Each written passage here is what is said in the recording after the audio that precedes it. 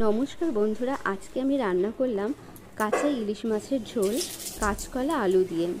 চলুন রান্নাটা শুরু করি। প্রথমে কড়াইতে তেল গরম করে তার মধ্যে গোটা তেজপাতা জিরে ফোড়ন দিয়ে কেটে রাখা আলুর টুকরোগুলো ছেড়ে দিলাম।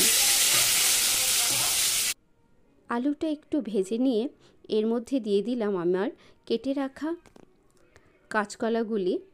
আগে থেকে নুন এবং হলুদ জলে ডোবানো ছিল, সেগুলোকে ধুয়ে এই আলুর মধ্যে দিয়ে একটু ভাজা ভাজা করে নিলাম।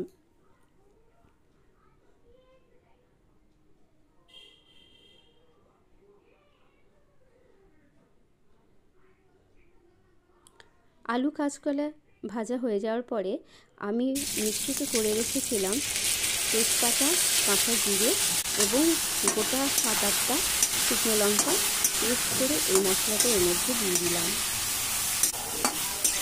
ভালো মতো একটু কষিয়ে নিয়ে এর মধ্যে হলুদ গুঁড়ো দিয়ে দিলাম। শুকনো লঙ্কা মাছের ঝোলের জলটা দিয়ে দিই, তারপরে এটা ভালো করে কষিয়ে নিতে হবে। সম্পূর্ণভাবে আমার কষানো হয়ে গেছে। এর মধ্যে এবার আমি জল দিয়ে দেবো। 2 মগ মতো জল দিয়ে দিলাম।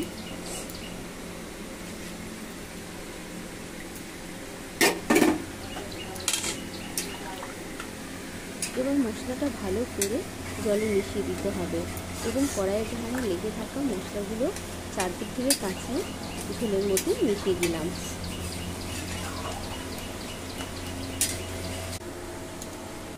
এবার ঝোল ফুটলেই কাঁচা মাছগুলোর মধ্যে দিয়ে দেবো। ঝোল আমার ফুটে গেছে, তবে আর একটু কমে আসার পরই মাছগুলো ছাড়বো, নাহলে মাছগুলো ভেঙে যেতে পারে।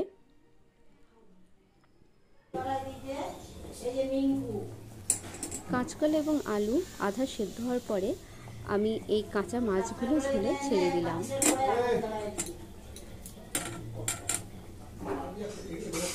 ইলিশ মাছের ঝোলে কাঁচা মাছ দিয়ে করলে গন্ধটা ভালো আসে, ভেজে নিলে সেই গন্ধটা কিন্তু অতটা আসে না। মাথা লেজা সবই কিন্তু দিয়ে দিলাম ঝোলের মধ্যে কাঁচা।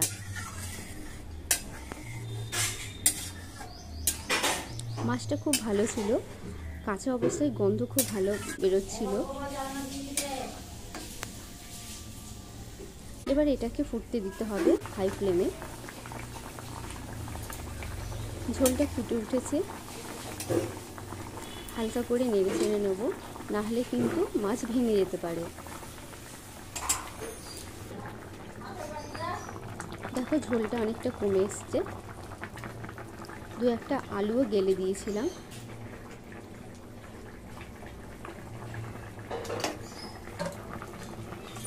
এরপরে আমি কিন্তু গ্যাসটা অফ করে দেব।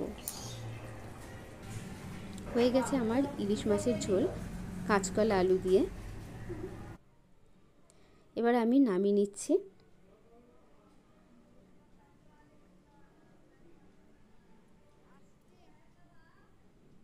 দেখো, দেখে বলো কেমন হয়েছে ইলিশ মাছের ঝোল কাঁচকলা আলু দিয়ে।